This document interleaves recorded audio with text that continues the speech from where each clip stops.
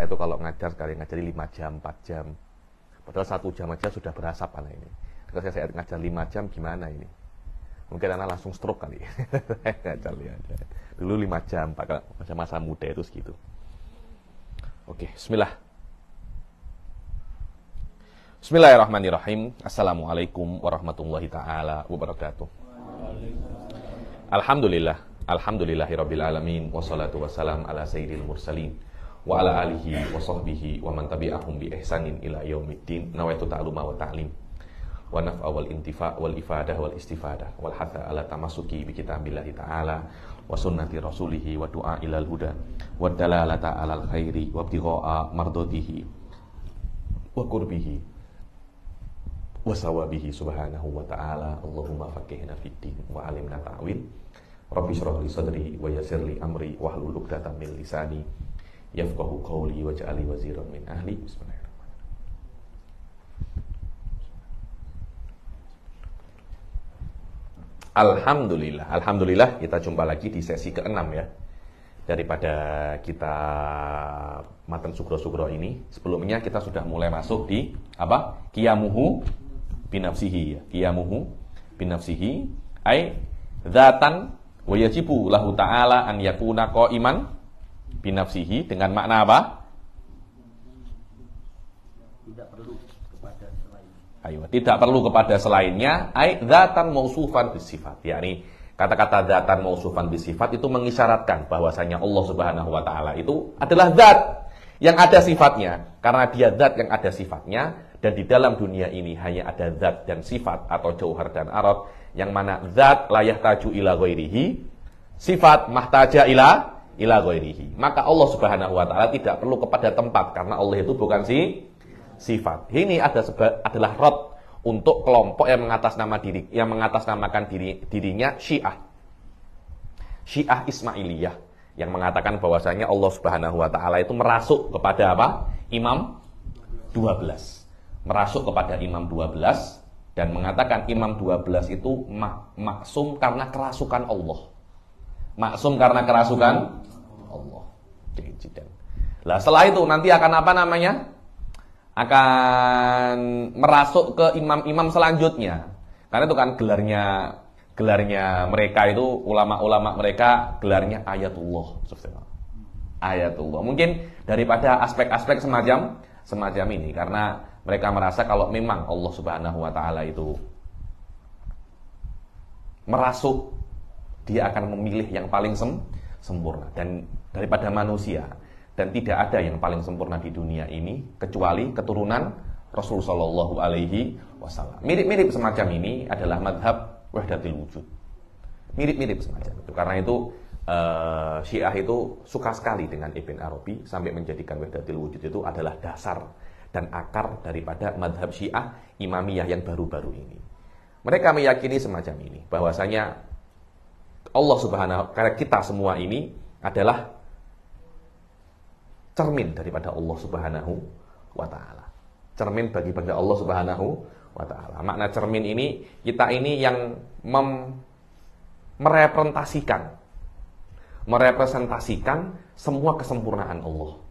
Semua kesempurnaan Allah Subhanahu wa taala. Dan kesempurnaan Allah ini bisa nampak dalam pohon. Bisa nampak dalam hewan. Bisa nampak juga di dalam manusia. Jadi manusia ini adalah madhar madhar penampakan dan cermin bagi segala kesempurnaan Allah. Daripada banyaknya manusia ini, pasti ada manusia yang paling sempurna kan? Seperti ada Imam Maksum yang paling sempurna daripada semua manusia yang ada, dan Imam Maksum itulah yang menjadi media untuk merasuknya Allah di dalam dunia ini. Begitu pula dalam madzhab wahdatul wujud, di dalam awal-awal Fususul Hikam dikatakan bahwasanya ada di dalam dunia ini sesuatu yang paling sempurna daripada semua makhluknya Allah, yaitu manusia. Dan manusia itulah, daripada semua manusia ini ada satu yang paling sempurna, dikenal dengan nama Al-Kaunul Jami'. Al-Kaunul Jami'. Al-Kaunul Jami' itu adalah satu penampakan Allah yang mencerminkan segala kesempurnaan Allah Subhanahu wa taala. Dan itu terrepresentasikan kepada Nabi Muhammad Shallallahu alaihi wasallam. Kemudian setelah Nabi Muhammad bawahnya mirip-mirip dengan Syiah kan? Mirip-mirip dengan Syiah. Itulah yang namanya qaulul jami'. Karena qaulul jami' itu akan menampakkan segala kesempurnaan Allah, yakni semua asma wa sifat Allah itu ada pada Rasul Shallallahu alaihi wasallam. Sampai ada satu orang Indonesia daripada Banten dan di Malaysia, sering mengajar di Malaysia, mentafsirkan ayat itu Qul huwallahu ahad. Qul hu ini siapa? Allah kan? Lah, Muhammad. Qul hu, Muhammad adalah Allahu ahad. Karena Nabi Muhammad itu adalah al-qaulul jami' yang merepresentasikan Allah Subhanahu wa taala. Ada satu ulama Syiah namanya Syekh Muhammad Al-Fudhali Asy-Syi'i. Saya sering melihat video-video beliau. Beliau mentafsirkan Rasulan ya'ti min ba'di ismuhu Ahmad. Wa rasulan wa mubasyiran bi rasulin ya'ti min ba'di ismuhu. Dan Nabi Isa mubasyir. Apa mubasyir itu? Memberi kabar gembira dengan satu rasul yang datang min ba'di daripada aku, yang daripada Nabi Isa sendiri. Ismuhu. Hukum kepada siapa? Allah. Namanya Allah siapa? Aywa. Tengok. Kenapa? Karena Nabi Muhammad adalah al-qaulul jami' yang merepresentasikan segala kesempurnaan Allah Subhanahu wa taala. Semua yang ada pada Allah ada pada Nabi Muhammad sallallahu alaihi wasallam. Disinilah ada yang namanya hulul wal ittihad. Karena Allah Subhanahu wa taala akan menampakkan segala kesempurnaannya melewati makhluk-makhluknya, dan di dalam makhluk-makhluknya itu ada ahkam.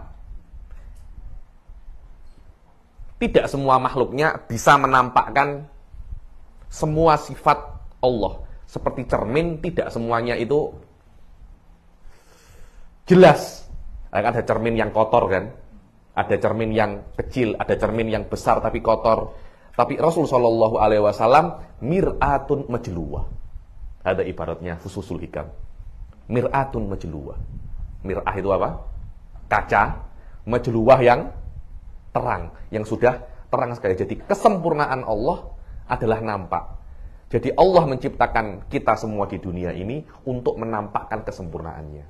Inilah yang namanya tajalli wadzuhur. Bahwasanya Allah ya tajalla. Kesempurnaan Allah tidak akan nampak tanpa adanya kita semua. Dan ini adalah mazhab hakikat daripada wahdatil wujud, yang mana jika diurut nanti akan bisa kembali kepada mirip-mirip Syiah batiniyah. Mirip-mirip Syiah yang mengatakan bahwasanya Allah itu merasuk kepada apa namanya? Imam 12. Wujud tidak, kami tidak mengatakan Allah itu merasuk. Allah menampakkan kesempurnaannya. Jadi kesempurnaan Allah nampak dengan manusia. Dan salah satu manusia akan menjadi al-qaunul jami'. Ya sama Imamul Maksum itu. Al-qaunul jami' yang akan menampakkan segala kesempurnaan Allah Subhanahu wa ta'ala. Tengok, khotir sah?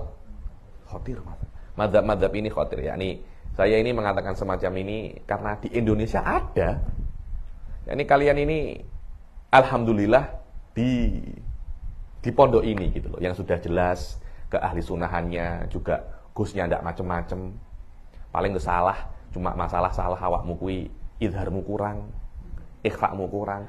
Ndak pernah urusan dengan apa namanya akidah. Tapi ada kemungkinan hal-hal ini akan sampai kepada Anda. Sekarang ini kalian tidak mencari syubhat. Syubhat datang kepada Anda dengan adanya laptop, dengan adanya HP, media sosial, dimanapun kalian berada. Handphone dan internet ada bersama Anda.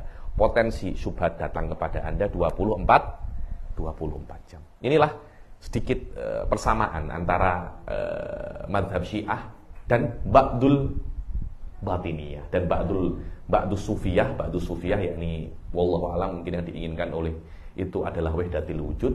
bahwasanya Allah Subhanahu wa taala itu menampakkan kesempurnaannya pada manusia. Karena itu kan Hallaj mengatakan Allah. Aku ini adalah Allah. Zahirnya aku adalah Hallaj, tapi batinnya aku ini adalah Allah. Jadi setiap di dunia ini ada zahir wal batin.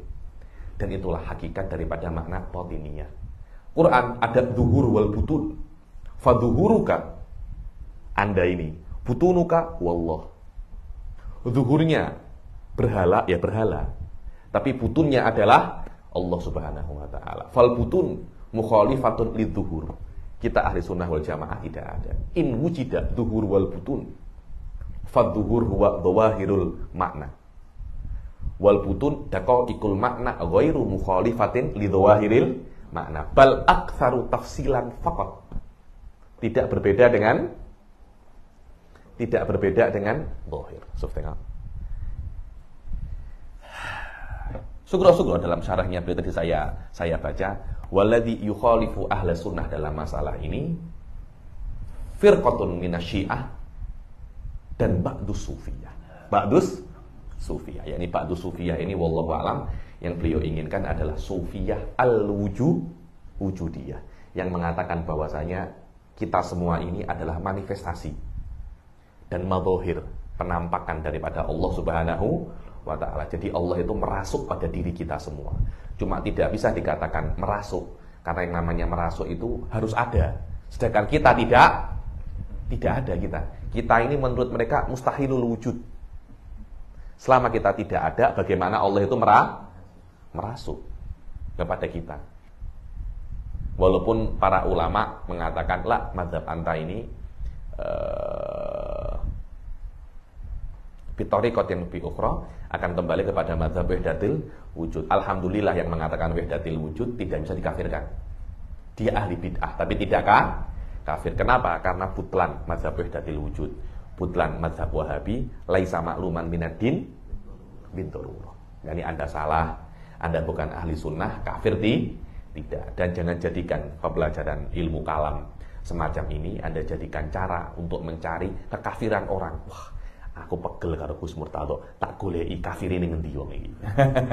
Tak goleki kafire ning ngendi. Aku ndak seneng karo Mbah Gofur iki. Tak cari kesalahannya di mana. Salah titik kafir, salah titik kafir. Ada di Malaysia itu orang, kabeh dikafir nih. Imam Ghazali dikafir nih. Lu ini dikafir nih. Wallah, sing muslim ning donya mau awakmu tok ya wis surga PPN ngono. Lah semua kok apa namanya? Dikafirkan. Syekh Said Foda itu selalu mengatakan kepada saya, la taj'al qasdaka li dirasati hadzal ilm ma'rifatul kufur wa adamul kufur. Jadikan untuk ma'rifatus shawabi wal khata'. Salah itu belum tentu kafir. Salah itu belum tentu kafir. Wallahu a'lam. Jayyid. Law kana fi mahallin lakana sifatan. Kenapa? Kok Allah Subhanahu wa ta'ala itu kok tidak boleh sifat, dia itu kena zat. Karena kalau Allah Subhanahu wa ta'ala itu sifat, kalau Allah itu di tempat, pasti Allah itu sifat. Kalau Allah itu perlu tempat, Allah itu sifat. Mungkin nanti Gus Murtado akan ngomong, apa masalahnya, Bib? Apa masalahnya? Apa masalahnya kalau Allah itu sifat? Ya nanti kalau Allah itu sifat, Allah perlu kepada zat yang lain. Ya wis ora apa-apa toh, nyapo.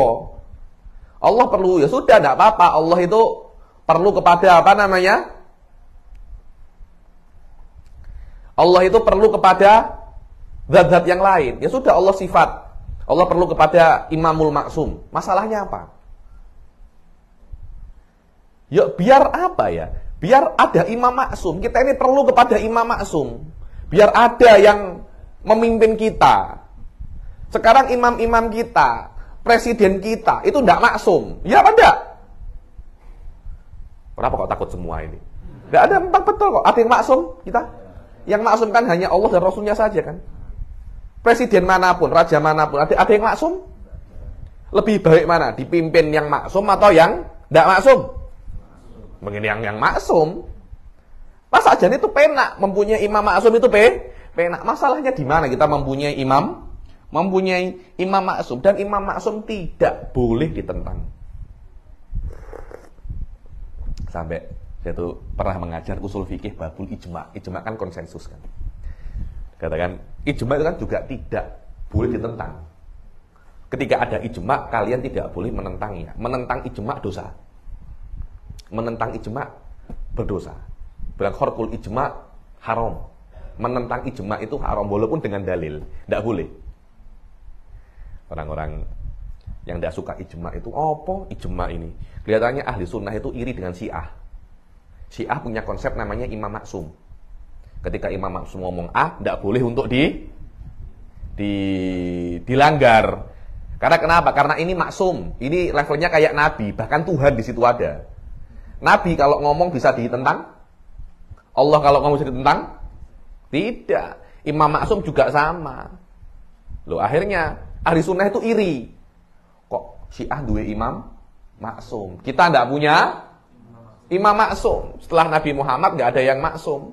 Imam Malik mengatakan kullun minna radun wa mardud illa sahibatal qabr. Ketika Imam Malik berziarah kepada Rasul, beliau mengatakan kalimatnya yang masyhur ya, kalimatuhu al-masyhurah.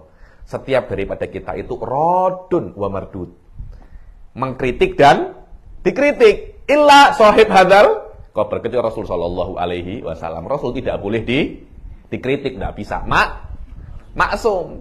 Jadi ahli sunnah tidak mempunyai sistem seperti imam maksum yang membuat ada satu yang tidak bisa untuk dikritik setelah Nabi.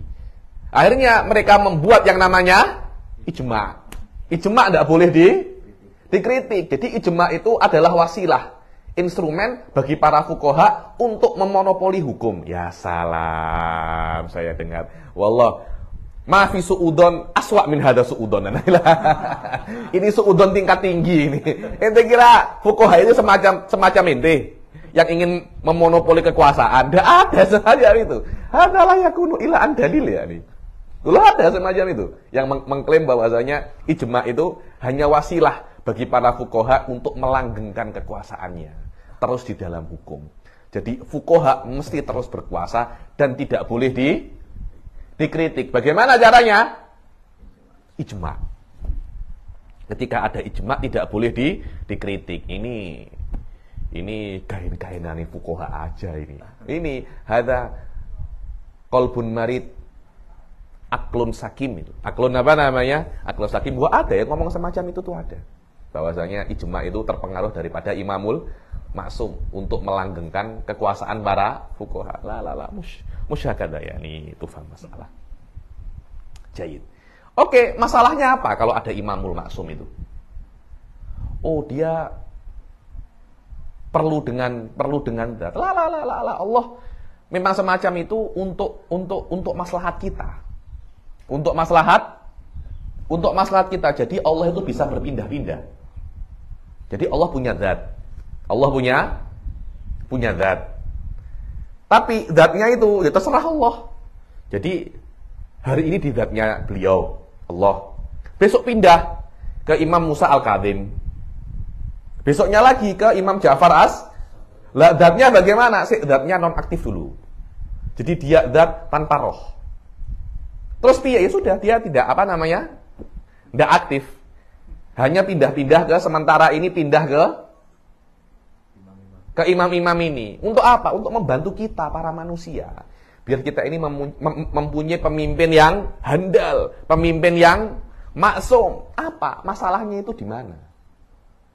Masalahnya itu di mana? Bagaimana, Ustaz? Enak kan? Ini kalau saya jadi ketua sekte sesat mungkin cocok ya. Katanya duitnya banyak kalau kayak begini. Saya punya bakat untuk membuat sekte kelihatannya. Gimana Ustaz Hasan? Gas ya. Bisa menikah 4 lah Anda sudah. Nggak bisa, yakni hal ini akan menjadikan Allah itu tidak ada. Tuh, apa hubungannya kalau Allah sifat, Allah itu tidak ada? Oke, saya jelaskan ya. Di dalam yang namanya zat,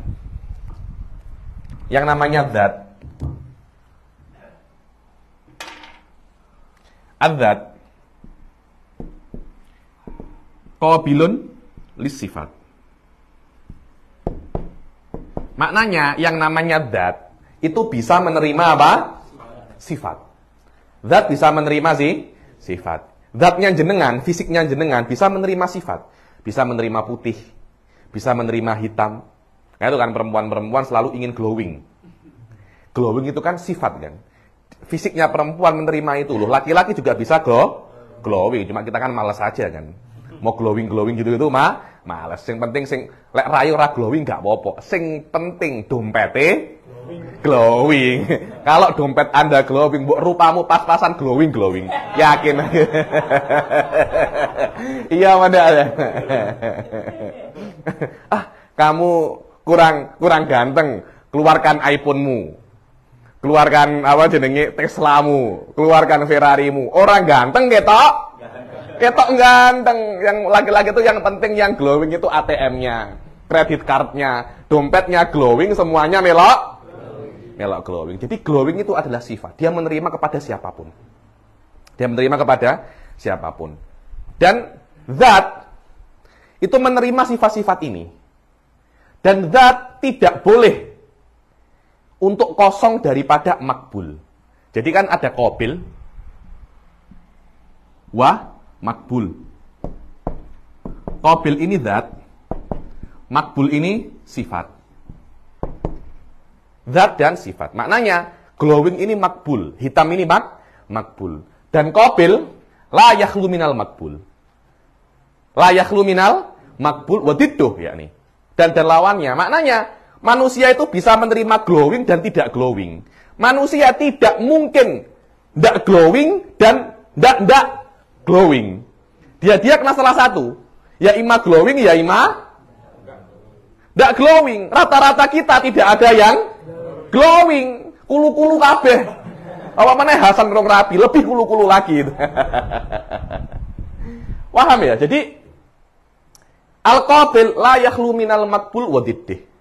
Selama Anda itu qabil, pasti ada yang makbul pada diri Anda. Anda tidak bisa kosong daripada sifat. Salah satu sifat pasti ada. Manusia boleh sedih, boleh senang. Atau sedih dan tidak sedih. Manusia tidak mungkin tidak sedih. Dan tidak sedih. Kena salah satu Anda. Kalau Anda tidak semacam itu, Anda tidak akan ada. Anda tidak akan ada. Maknanya kalau Anda zat, Anda mesti Anda mesti menerima salah satu. Wadah ya. Kata-kata ini dikatakan al-qabil la yakhlu minal makbul. Terus apa Habib? Urusannya kaidah ini paham kan? Al-qabil la yakhlu minal susah. Enggak kan? Muntas. Apa di sini? Aduh kenapa? Di sini dikatakan fayalzamu alla yattasifa bi sifatil wujudiyah wala bi lawazimiha. Kalau Allah itu sifat, Allah tidak akan bisa untuk mempunyai sifat wujudiyah. Ayat aman Allah. Allah ini kan mempunyai sifat kan. Ada yang namanya kudrah. Ada yang namanya iradah. Ada yang namanya al-ilim. Ini semua kan sifatun wujudiyah. Kenapa sifatun wujudiyah? Karena zat Allah Subhanahu wa taala qabilun untuk sifat-sifat ini. Dan qabil la yakhlu minal makbul. Maknanya Allah mesti ada sifat-sifat ini. Karena pilihannya hanya ada dua. Ada atau tidak ada. Tidak mungkin Allah tidak ada. Kalau Allah tidak ada sifat-sifat ini, Allah itu menjadi kurang. Dan dunia tidak akan ada. Karena itu Allah Subhanahu wa taala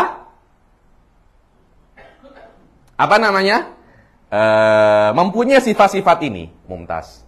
Kalau Allah itu sifat, ya. Kalau Allah itu sifat,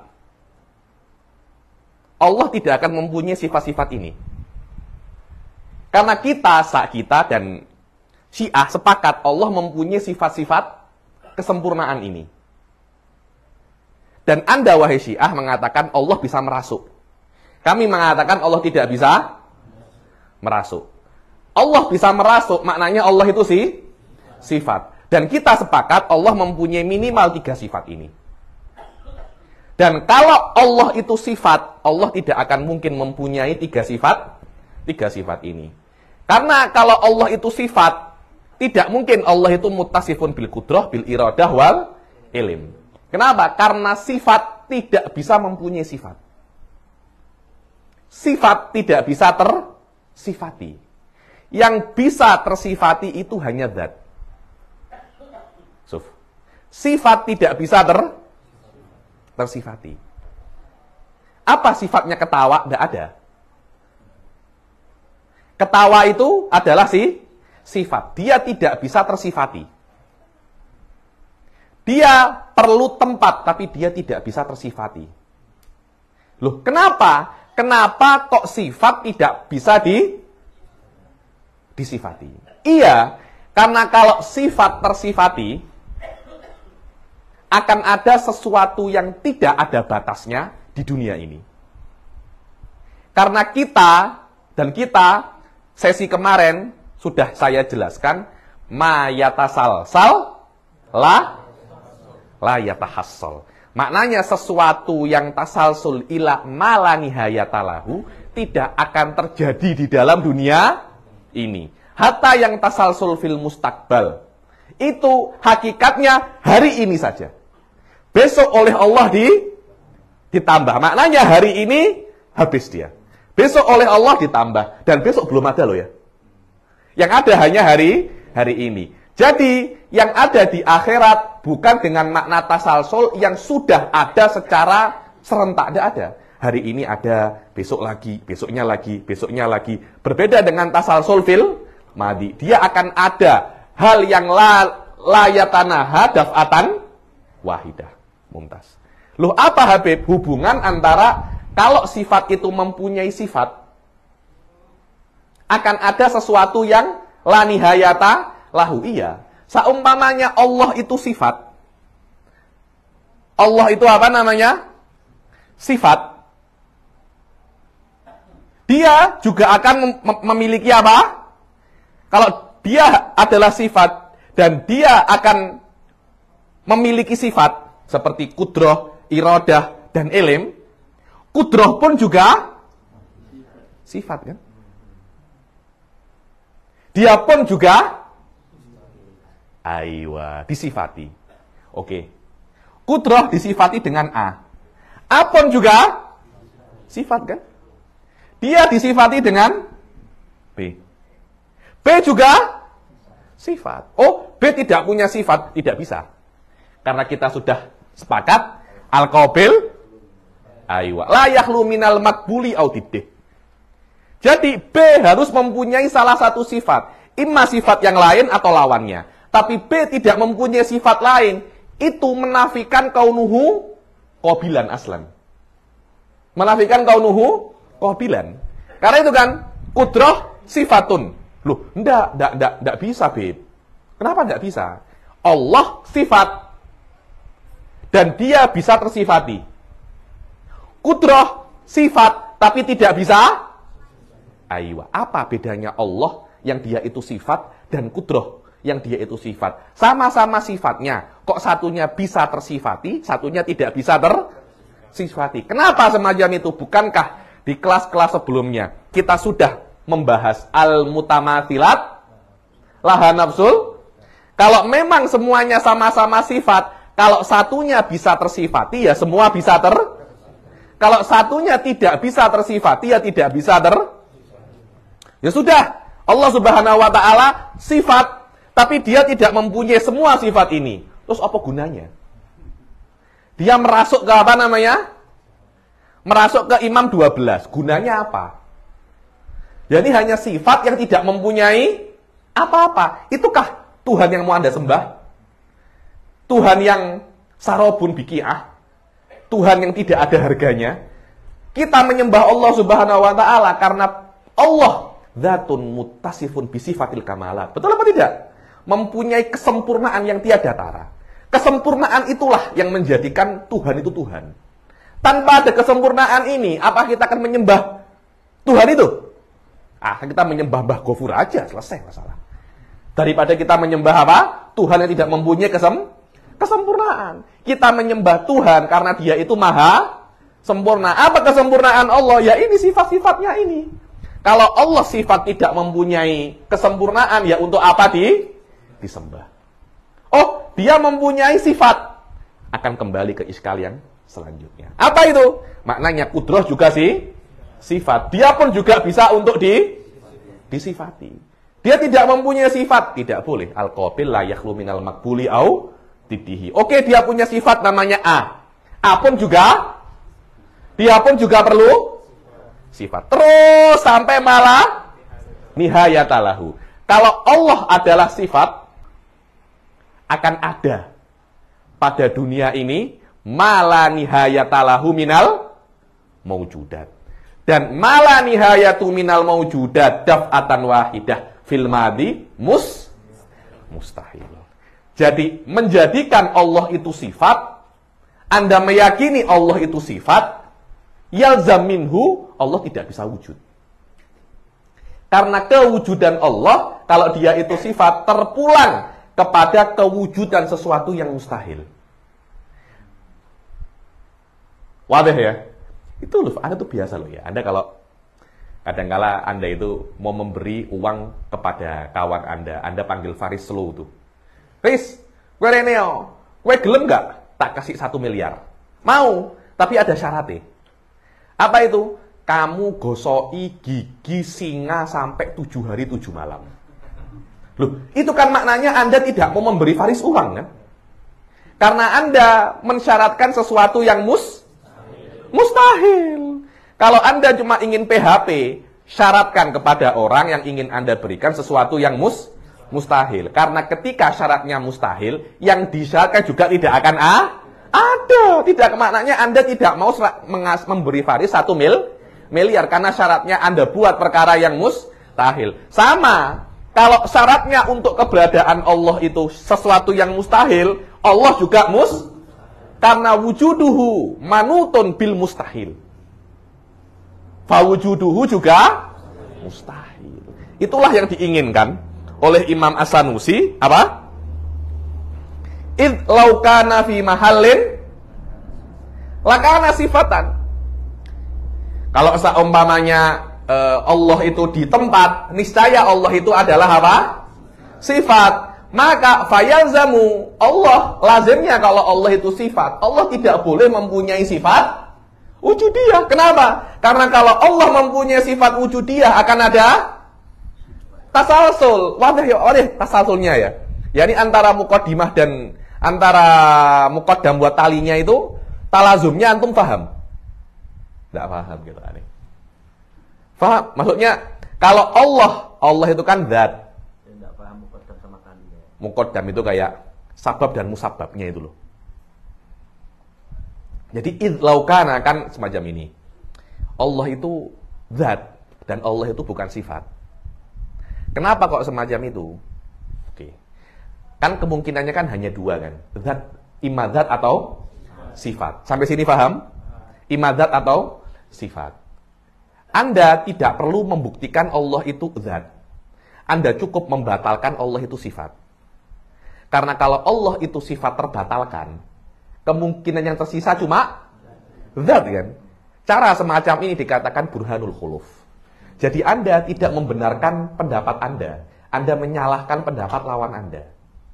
Karena ketika pendapat lawan Anda itu salah, secara otomatis Anda benar. Itu kalau pendapat Anda dan lawan Anda itu antara nafyun wa isbat.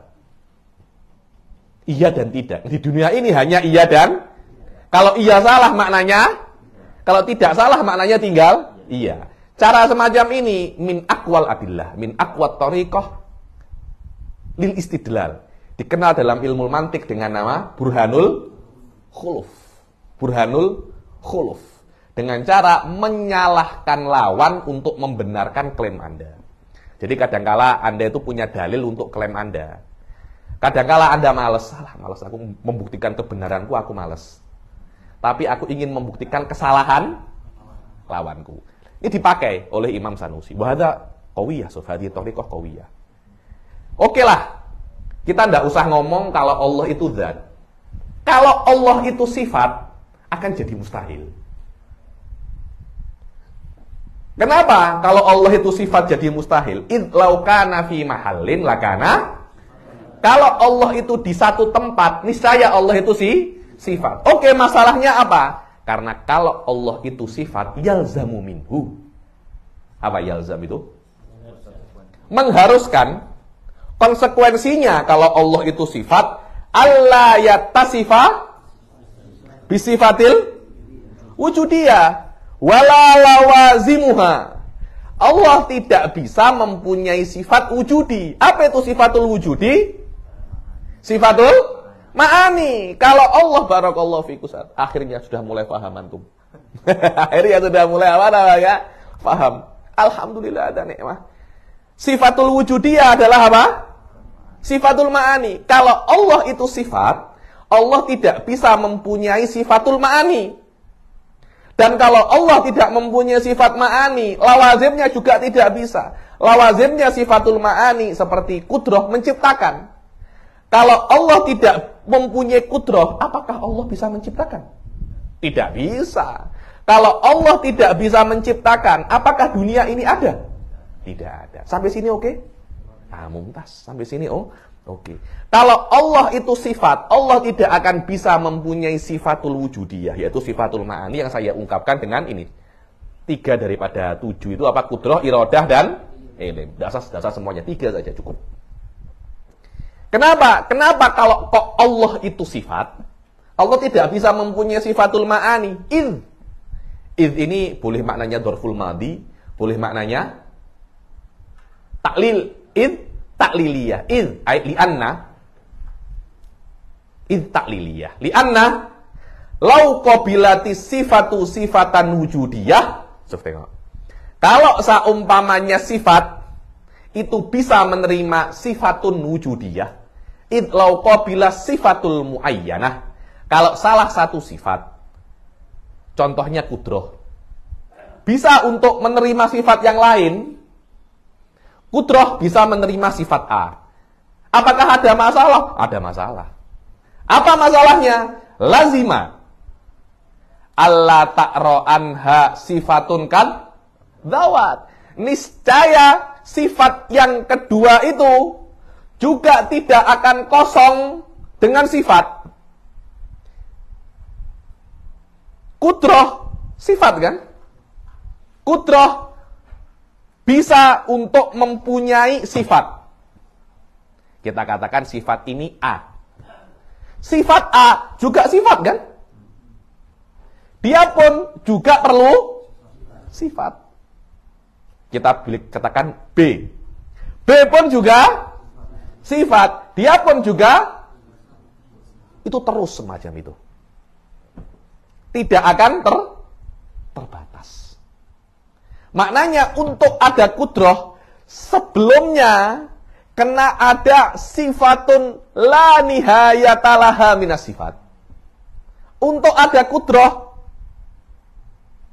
perlu adanya sifat yang tidak ada batas. Kenapa semacam itu? Li'anna sifat qabilatun lis sifat. Ini yang lazimnya, ini yang tidak bisa. Ya kalau Allah itu sifat, Allah juga yattasif bisifatil wujudiyah. Dan sifatil wujudiyah kan karena Allah bisa menerima sifatul wujudiyah. Maknanya sifatul wujudiyah pun juga bisa menerima sifatul wujudiyah. Wadah ya? Wadah? Oke, mumtaz. Takbir. Wadzalika yalzamut tasalsul. Wa ma yatasalsal?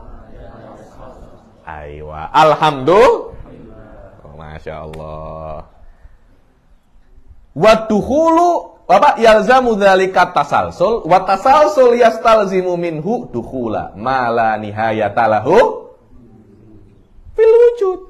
Dan adanya tasalsul menjadikan sesuatu yang tidak ada batasnya itu ada di wujud, di dalam dunia nyata. Dan kita sudah sepakat yang kemarin ma yatasalsal la, sesuatu yang ada di dalam wujud pasti dia itu la yatahassal, tidak akan terjadi, tidak akan terjadi. Mumtaz? Oke.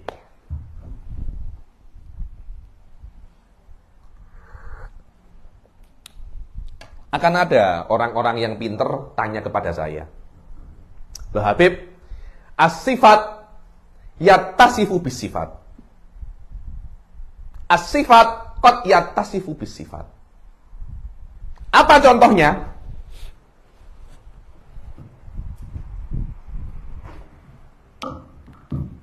Al-qidam sifat kan? Qidam sifat kan?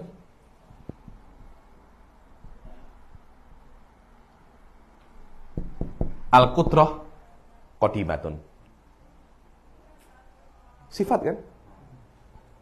Al-qudrah baqiyatun.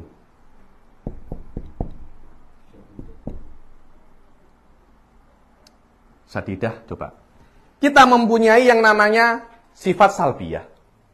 Sifat salbiyah bisa untuk menjadi sifat kepada sifatul ma'ani. Maknanya sifatul ma'ani yakbalus, sifatul ma'ani takbalus sifat. Jadi katanya apa yang dikatakan oleh Imam Sanusi, laki matalahu, nggak ada harganya. Sarobun bikiah. Saya sering mengatakan itu. Hartakoh ini kalamun laki matalahu. Karena kalau seumpamanya sifat yakbalu sifat akan ada tasalsul, wa yalzaminhu husulu ma la nihayata lahu fil wujud. Loh, kalian ahli sunnah mengatakan al-qudrah al-qadimah. Sahulala. Hadhil jumlah sahihah. Al-qudrah qadimatun. Wal iradah qadimatun. Betul apa tidak? Qudratullah qadimah apa hadithah? Qadimah, so. Sifatul qudrah qadimah. Sifatul qudrah azaliyah. Dan semuanya itu adalah sifat. Fasifat yakbalus, fasifat takbalus sifat. Bagaimana kata-katanya Imam Sanusi ini bisa benar? Fa inna sifat la takbalu sifat. La inna qabul li anna qabulas sifati lis sifat yalzamu minhu mustahil. Wal an hal yalzamu hadza mustahil? La. Bala budda an yakunal qudrah qadimah. Aywa. Bagaimana jawabannya? Pikir dulu, 2 menit saya mau kencing. Pikir dulu. Saya mau kencing sebentar saja.